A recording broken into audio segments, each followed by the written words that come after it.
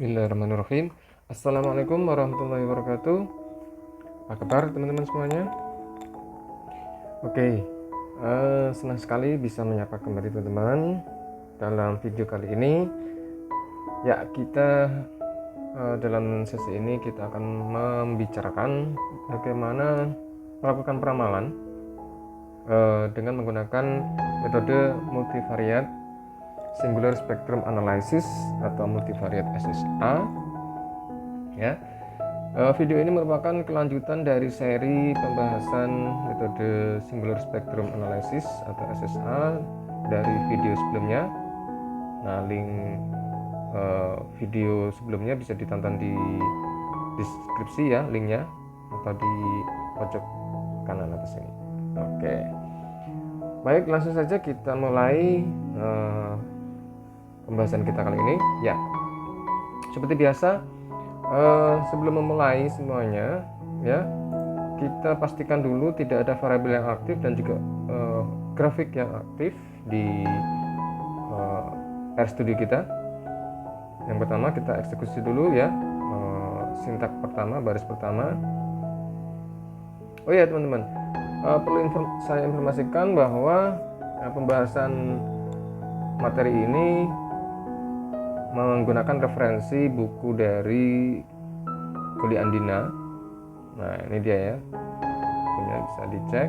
Singular Spectrum Analysis with R, karangan Nina Kuliah Andina dan kawan-kawan, dengan penerbitnya Springer. Oke, kita lanjutkan. Nah, oke, kita kembali ke RStudio, bahwa tadi kita eksekusi baris pertama dulu ya, untuk memastikan tidak ada lagi variabel yang aktif agar tidak crash ya. Oke, kita run saja. Yang berikutnya adalah grafik off. Kita pastikan tidak ada grafik yang aktif. Selanjutnya kita menggunakan package RSSA. Jadi bagi teman-teman yang menggunakan package ini namun belum diinstal, maka bisa diinstal terlebih dahulu ya. Langkahnya seperti di layar ya, gunakan sintak ini baris kelima, yaitu install.packages RSSA. Oke, silakan dieksekusi, di run jika belum menginstal ya. Dalam hal ini karena di RStudio saya sudah diinstal, maka saya tidak eksekusi, saya berikan tanda pagar. Nah, langkah berikutnya saya eksekusi baris ke-6, yaitu memanggil package RSSA yang sudah diinstal sebelumnya. Kita eksekusi saja, klik run atau tekan tombol Ctrl dan Enter bersamaan. Oke, setelah itu, nah, dalam praktek kali ini kita menggunakan data Australian wine atau data penjualan wine dari Australia yang bawaan dari package RSSA. Nah, untuk memanggil datanya kita eksekusi baris ke-7 ya teman-teman. Nah, bisa dilihat di pojok kanan atas ya, sudah terpanggil atau aktif ya data yang kita gunakan, yaitu Australian wine tadi, time series dengan panjang 1 sampai 187 gitu, dimana ada 7 kolom 1 sampai 7 ini, atau 7 variabel ya berarti ya.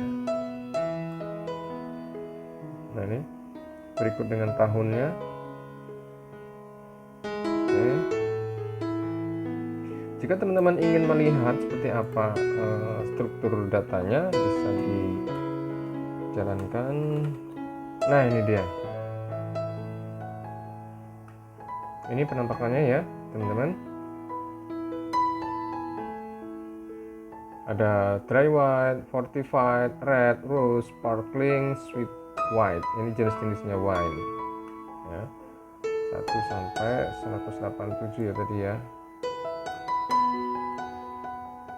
Ini sampai 187 titik atau waktu yang dimulai dari 1980 ya tadi ya di datanya ini.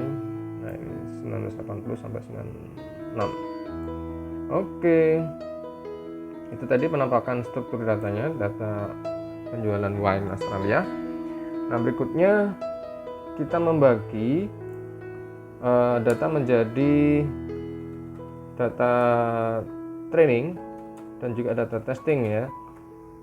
Jadi data training nanti kita gunakan untuk membangun model atau framework yang akan kita gunakan untuk mengestimasi atau meramalkan data testing ya. Kemudian data testing kita gunakan untuk menguji keandalan framework atau model yang sudah kita bangun gitu. Nah, di sini sudah kami siapkan di baris ke-11. Ini kita definisikan data training, kita beri nama dengan training. Kemudian kita jadikan data Australian wine tadi itu menjadi data time series dengan perintah atau fungsi window. Kemudian kita panggil Australian wine tadi yang sudah kita panggil sebelumnya. Nah, kemudian kita definisikan atau kita panggil dalam praktek kali ini kita hanya menggunakan dua variabel ya. Jadi multivariate itu syaratnya lebih dari satu tentunya ya. Kalau satu variabel kan namanya univariate ya. Nah, maka dalam praktek kali ini kita menggunakan dua variabel, yaitu jenis wine fortified dan juga dry white. Sehingga kita panggil di sini dengan perintah ini C dalam kurung fortified dan dry white, jangan lupa dengan tanda petiknya. Kemudian kita berikan penamaan waktunya, kita definisikan waktunya ya. Kita mulai dari Januari 1980 sampai dengan Juni 1992 ya. Atau dengan periode sebanyak berapa itu? 80% dari 187 ya. Nah, nanti kita hitung deh panjangnya berapa gitu ya, data training maupun testing. Nah, demikian juga dengan data testing, kita definisikan langsung.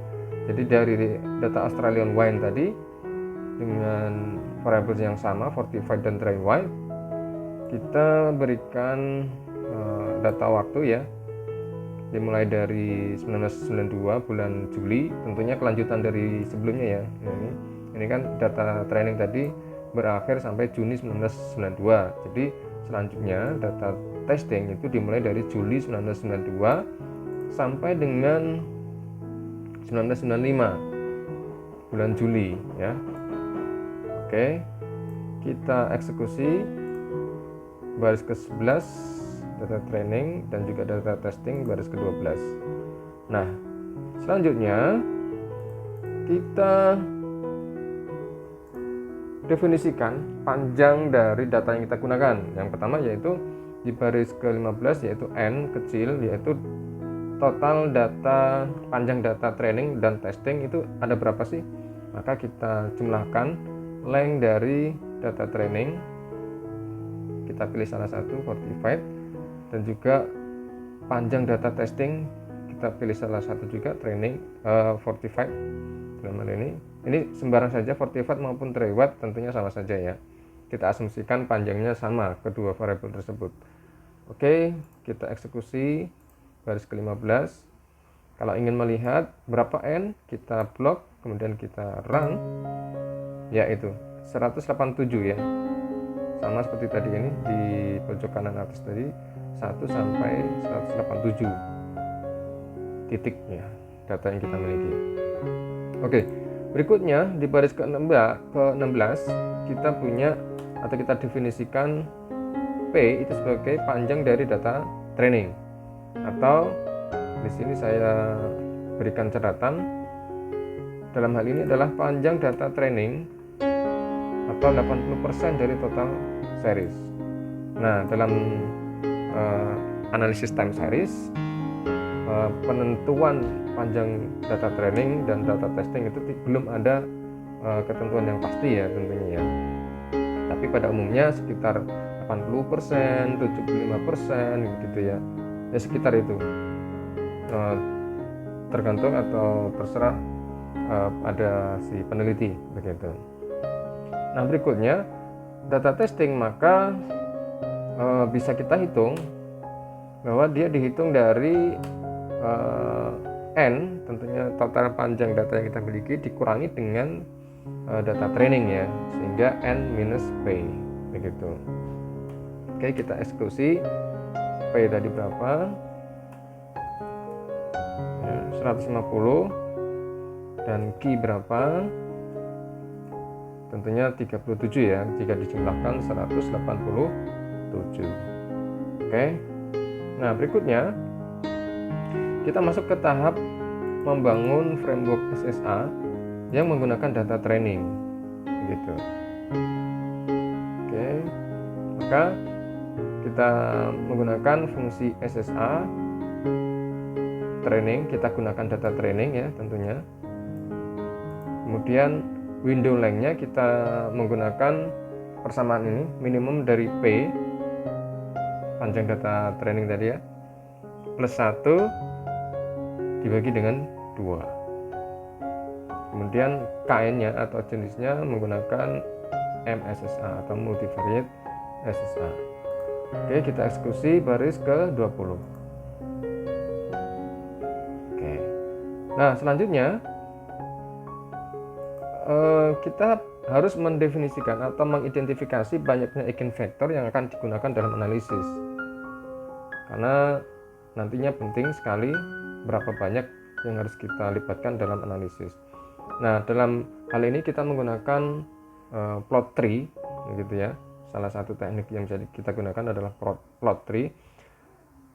Caranya dengan membuat plot dari SSA.training tadi, dari baris ke-20 ini kita buat plotnya.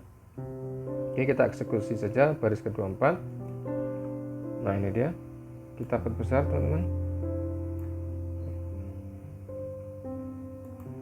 Nah, ini kita zoom. Oke, terlihat di sini bahwa terjadi penurunan yang sangat tajam di sini, di titik ini, mulai dari ini.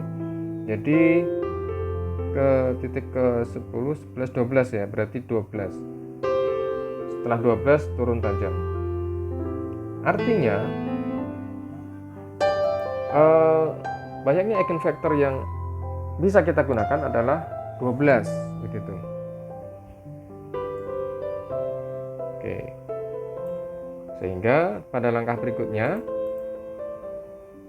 kita membuat atau melakukan proses identifikasi grouping eigenvektor gitu, dengan menggunakan plot dari vektor gitu ya, yang kita libatkan eigenvektor pertama sampai dengan 12.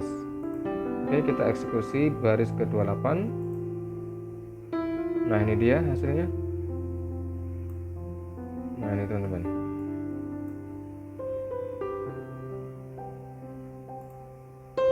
Nah, jadi ini tren, kita namakan dengan tren ya. Ini eigenvektor pertama, kedua, ketiga mirip, 4, 5 mirip, ke-6 sangat berbeda. Tren dengan musiman ya. 7 sampai 12 musiman dan mungkin sedikit noise gitu ya. Nah, ini nanti yang menjadi dasar dalam proses grouping nanti ya. Oke, kita kembali lagi ke sini. Baik, langkah berikutnya adalah kita melihat atau membuat plot eigenvektor 2 dimensi atau pairs of eigenvektor. Ya, kita pilih tipenya dengan pair. Kalau yang tadi vektor ya. Kita jalankan. Nah, ini dia. Terlihat yang simetris ya. Itu terlihat pasangan antara eigenvektor 2 dan 3, kemudian yang berikutnya adalah 4 dan 5. Oke, simetris ya. Sedangkan yang lain tidak begitu simetris gitu ya.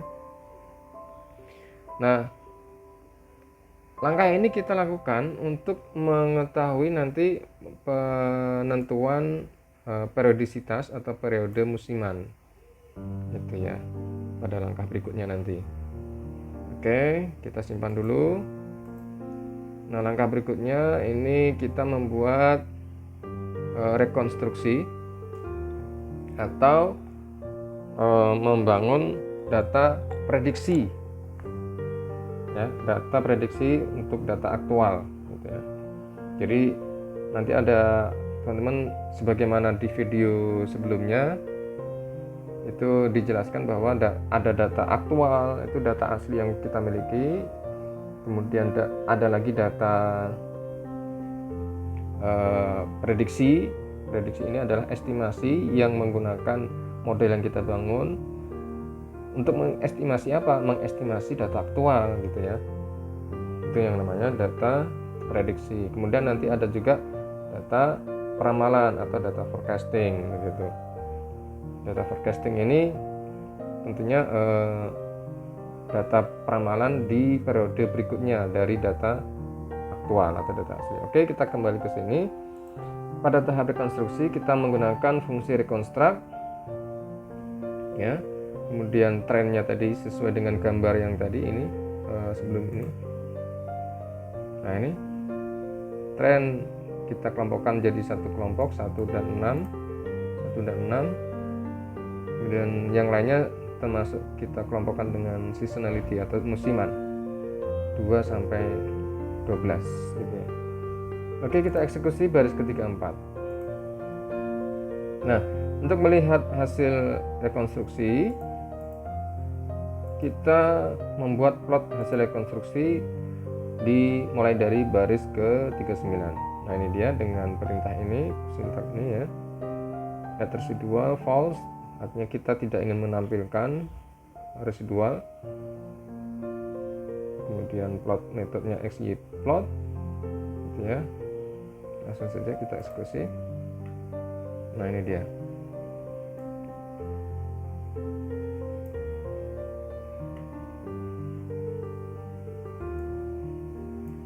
Ini hasilnya, teman-teman. Yang original fortified dan original dry white, ini warna biru dan ungu, ini ya, tas ini ya. Data aslinya itu. Kemudian rekonstruksi data trennya, fortified trend dan dry white trend warna hijau dan merah ya, ini dan juga ini. Kemudian yang berikutnya adalah grafik atau plot seasonality, ini warnanya orange dan hijau ya, ini bawah ini. Nah, ini dia. Jika teman-teman ingin melihat residual, maka di sini tinggal digantikan dengan true.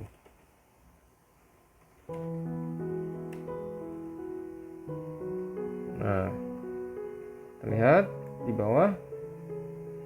Nah, ini ya. Warna apa itu? Coklat sepertinya dan biru. Bawah.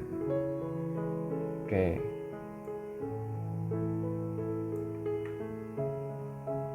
Berikutnya apa? Nah, berikutnya adalah menentukan periode musiman. Jadi periode musiman ini pada beberapa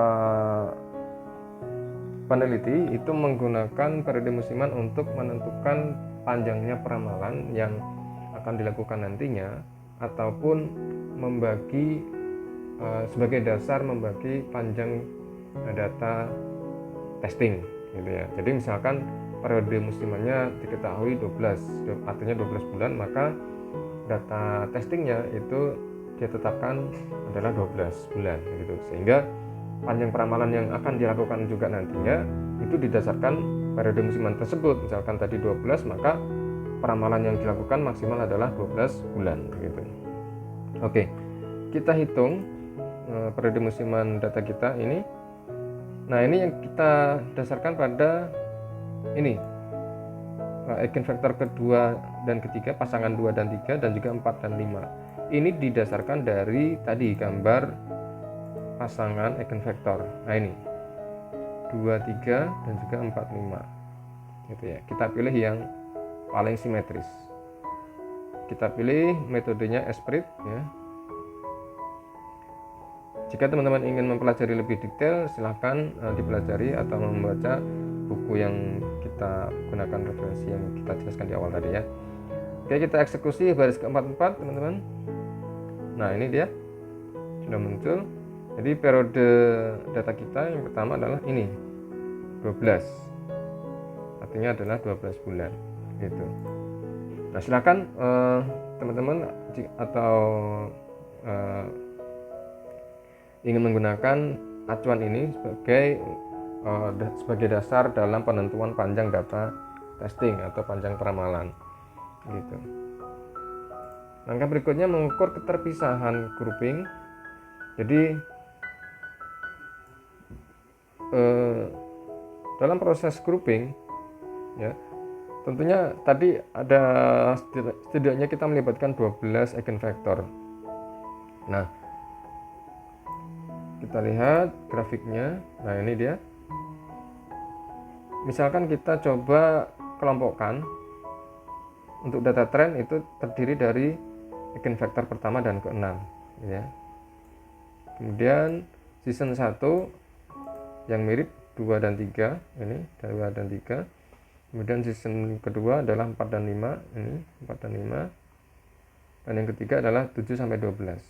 7 sampai 12. Ini misalnya saja ya, ini sekedar latihan saja. Nah, kita cek dengan melakukan plot W correlation. Ini artinya W core ini, W correlation, weighting correlation. Kita cek apakah grouping tersebut memang cukup bagus ya untuk membangun model kita nanti. Kita run. Nah, ini dia. Ini sudah bagus ya, artinya di antara kotak-kotak di sini, segitiga atas maupun segitiga bawah ini tidak ada kotak-kotak abu-abunya gitu ya. Ini sangat bagus groupingnya, W correlation metricnya. Oke, berikutnya ya, kita lakukan saja peramalan atau prediksi ya, prediksi data training gitu dengan fungsi ini, dengan menggunakan fungsi tadi yang sudah kita lakukan di awal tadi, SSA.training ya. Fungsinya ini R forecast, artinya recurrent forecasting. Groupingnya kita lakukan secara otomatis saja ya. Ini kita libatkan eigenvektor pertama sampai 12. Panjangnya adalah key ini adalah tadi panjang dari data testing, karena kita ingin melakukan prediksi data testing. Only new sama dengan true, artinya kita hanya ingin menampilkan data hasil peramalan saja gitu ya.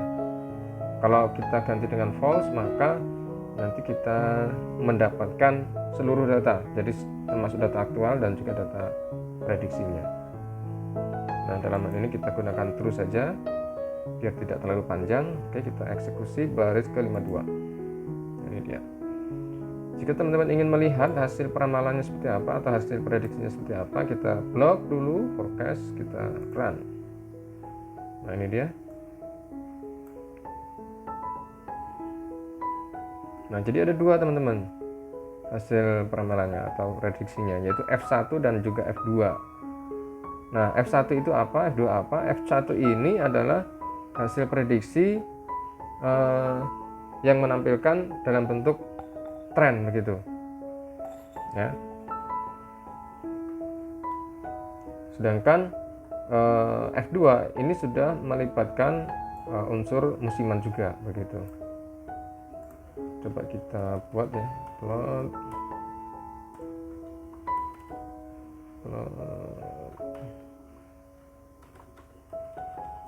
forecast F1. Nah, itu dia plot.ts.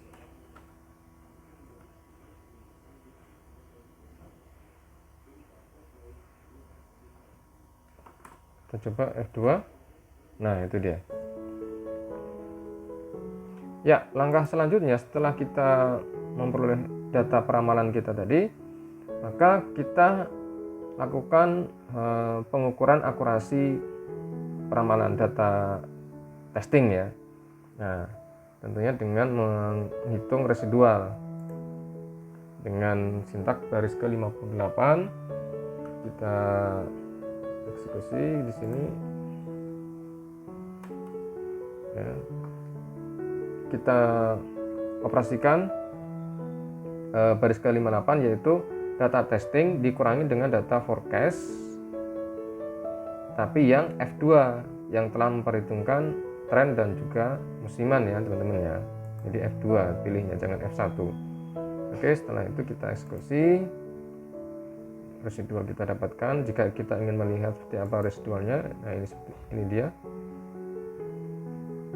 residu, nama kolomnya testing.verified dan testing.trywide sebanyak 35 titik gitu ya. Ini beberapa ukuran akurasi. Kita langsung saja pakai MSA ya. Nah, ini dia dengan fungsi ke-64 baris ke-64 kita eksekusi masing-masing ya, untuk fortified sendiri dan trywide sendiri. MSA fortified itu 82.868, kemudian trywide-nya ini. Nah, itu dia. Kemudian langkah berikutnya kita hitung MAPE-nya. Testing untuk fortified berapa? Kita lihat.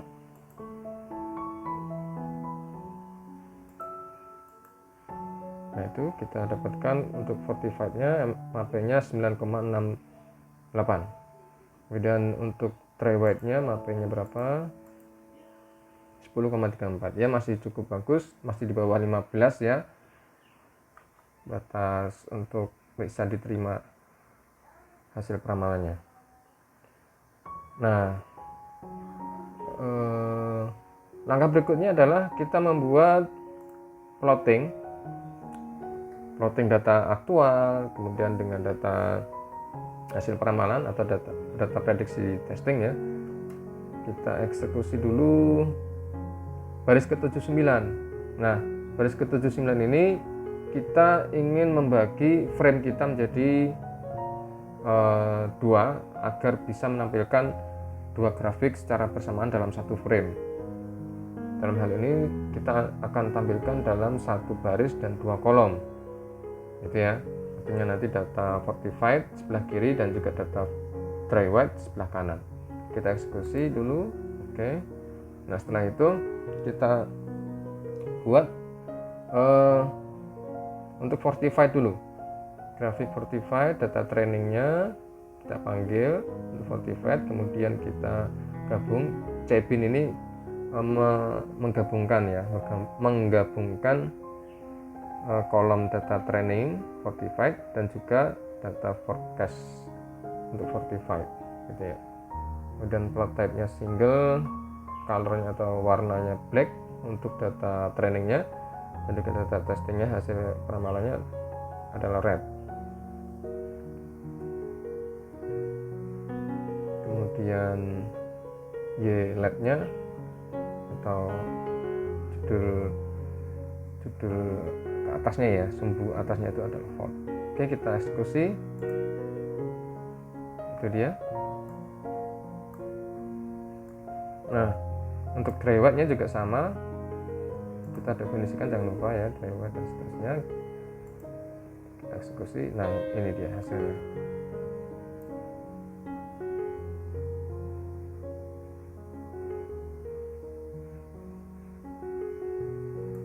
Oke ya.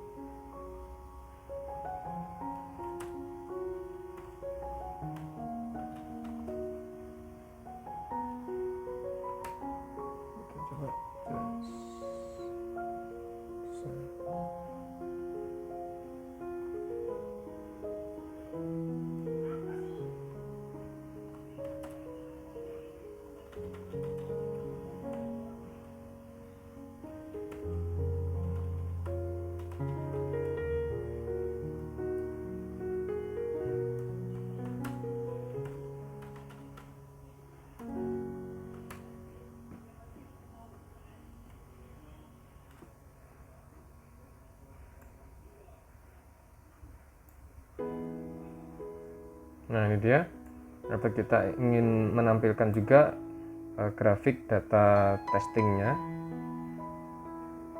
biar terlihat bagaimana sih sebarannya, plottingnya dengan hasil prediksi atau peramalan kita.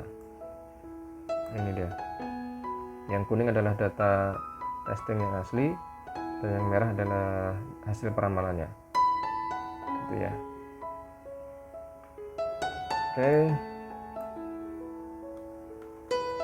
Oke, kita berikan catatan bahwa F2 dalam forecast ya, misalkan untuk 45 ya, adalah hasil forecasting yang telah memperhitungkan faktor musiman dan tren. Sementara itu F1 hasil forecasting hanya memperhitungkan unsur trennya saja. Oke, sebagai tambahan untuk materi ini ya, fungsi R forecast hasilnya akan sama dengan fungsi predik. Nah, teman-teman bisa menggunakan fungsi R forecast ataupun predik, hasilnya akan sama, gitu ya.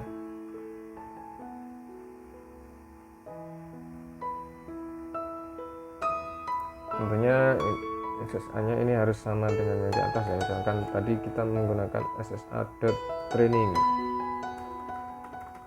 Nah, ini jangan lupa diganti dulu. Ini juga.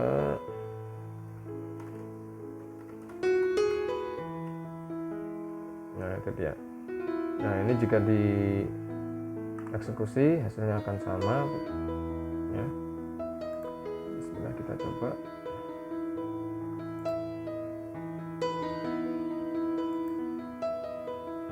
Oke, kita coba lihat.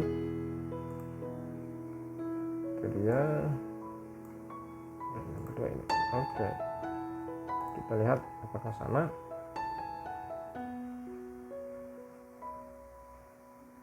Nah ini dia hasil R dengan R forecast F1 2673 dan seterusnya 247 40. Sementara itu dari predik, nah ini dia prediknya F1 ini, F2 nya ini 247 40. Sama ya, ya sama. Untuk traiwetnya 3070 5,06. Nah sama ya teman-teman ya. Nah itu dia, jadi fungsi R forecast sama dengan fungsi predik. Kemudian nah tadi menyambung penjelasan sebelumnya, di SSA ada oblik iteratif oblik. Nah ini dieksekusi dulu. Dari SSA.training ini kita buat iteratif oblik ya, dengan fungsi IOSSA. Oke, kita eksekusi. Nah kemudian kita eksekusi plotnya, kita tampilkan 1 sampai 8 saja. Ups, ini belum diganti ya.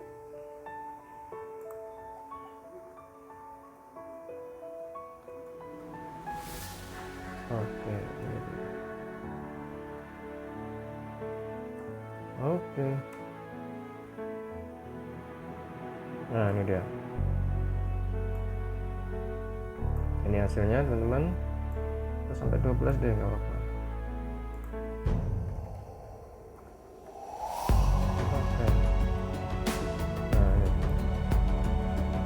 ini terlihat yang sangat berbeda adalah eigenvektor kedua teman-teman ya, gimana sebelumnya eigenvektor sebelumnya itu, kalau teman-teman ingat tadi di eigenvektor ke-6 ya, itu adalah berbentuk tren tapi ada unsur musimannya ya kan. Coba kita lihat deh.